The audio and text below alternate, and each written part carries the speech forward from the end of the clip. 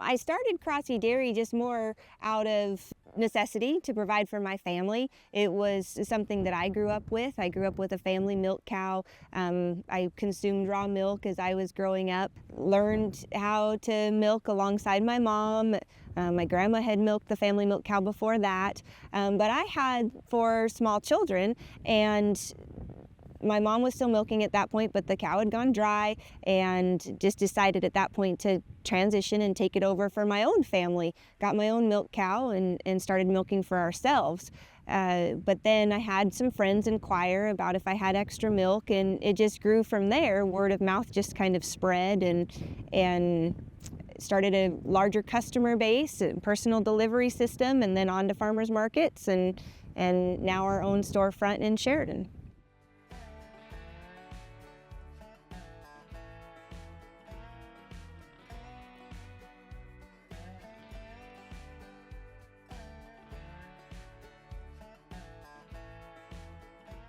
The value of raw milk is really found in understanding what a nutritional powerhouse it is.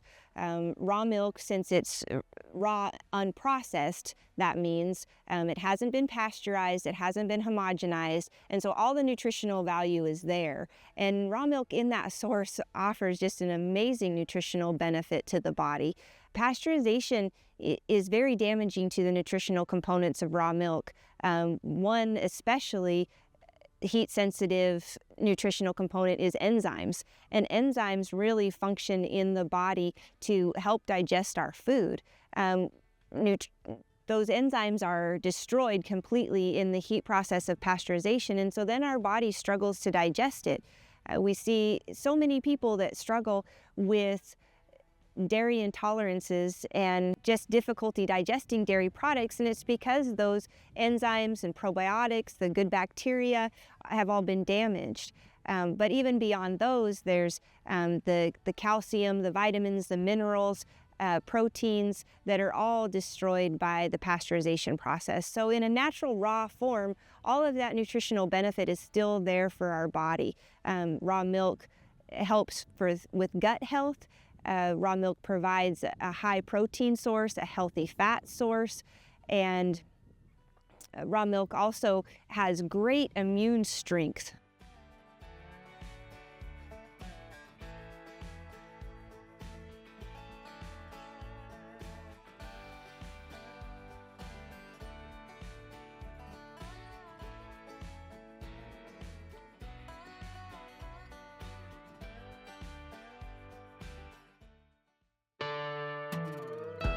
What we do here at the Crossy Ranch is really important to not just myself, but my family. This is a ranch that's been in our family for 3 generations, but between my husband and I, we're actually raising the 5th generation of ranchers here with our children. We have 4 children, and we get to work alongside each other here on our ranch in Northeast Wyoming. The history means a lot to us.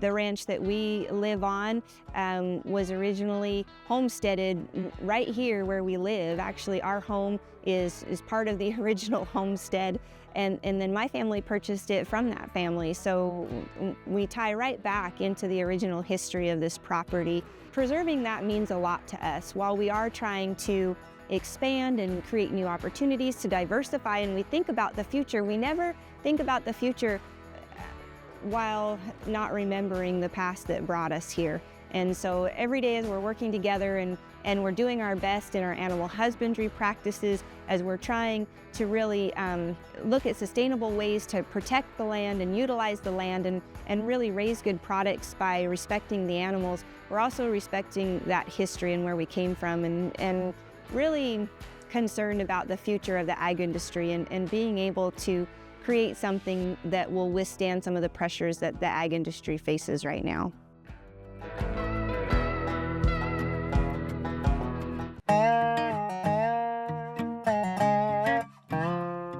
I get very concerned by the health issues that we see our friends and family facing every day, and that we could potentially face too as we age. And I think that some of those are results of a broken food industry. I think a lot of the food that is commercially distributed is not life-giving, is not health-giving, is not nourishing to our bodies. And so that's definitely one of our main goals here as we produce raw dairy products and as we produce beef from our beef herd. We want those products to be foods that nourish people and provide health. And then also, we want people to know where their food comes from. We want people to have a new appreciation for the farmers and ranchers that are working in the ag industry. We want them to understand that a lot of times what they see on TV and what they see on the internet is not accurate.